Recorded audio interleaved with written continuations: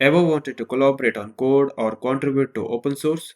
The secret tool behind all this magic is Git, and today I'll show you the quickest way to set up on Windows. So open up your browser and type Git and press enter.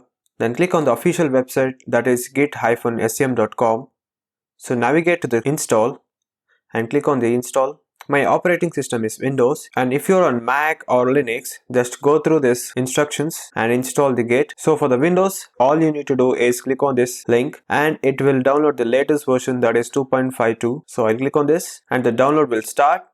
Once it's finished, double click on the installer. The setup wizard will open. First up, click next to agree to the license agreement. So the destination folder is this. Leave as it is. Why? It keeps your installation organized. So I'll click on this next. For the components, I also click on desktop. So it will create an icon on the desktop. For the starter menu folder, I leave this default. The Git will easy to find later. So I click on this next. For the default editor, it is set to the Vim by default. You can also change it to the VS Code. So I click on next. And for the name of the initial branch, I leave it as default so the Git can decide. So I'll click on next. For the path environment, this one is the most important step. Leave the default one, that is the Git from the command line, also from third-party software. So this ensure Git works in both command prompt and other apps. So I'll click on next. For the SSH executable, leave as it is. This one also leave the default one. For this one also leave as it is. Leave the default one. For the credential helper, I'll leave it as Git credential manager. It remembers your credentials, so you don't need to re-enter password with each Git operation. So click on next. And finally, the extra option, just check enable file system caching, leave the other, click on install. Now the installer will run and it will take a minute.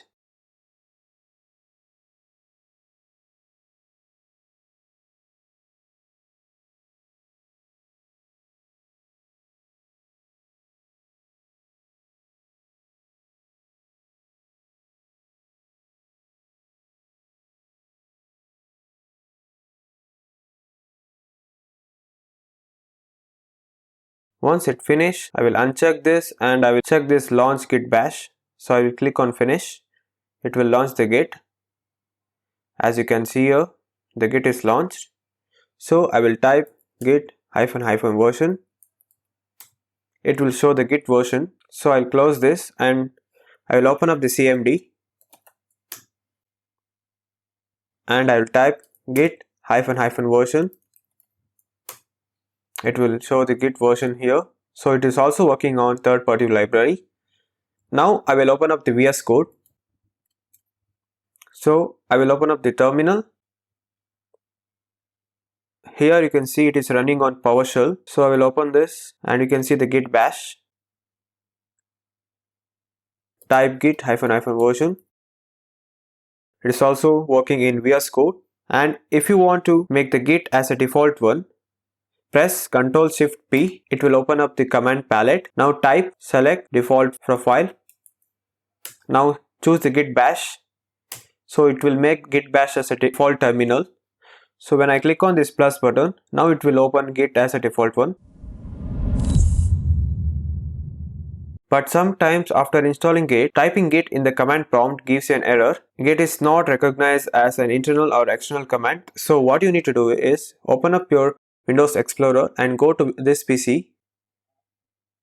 Open up the localhost C and click on program files. Now open the Git folder. So in the CMD folder, copy this path. Now open up the environmental variables. Go to start menu and type environment. Click on this edit the system environmental variable. So click on this environmental variables. So in the system variables, so open up this path, click on this new and paste the Git path.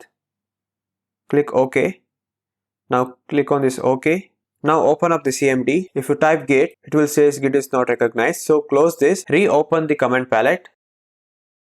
Now type git --version. It will work. If you found this guide helpful, hit the like button and subscribe for more beginner friendly coding tips. If you got any questions or ran into issues, drop them in comments. I will try to reply. Happy coding. See you in the next video, guys.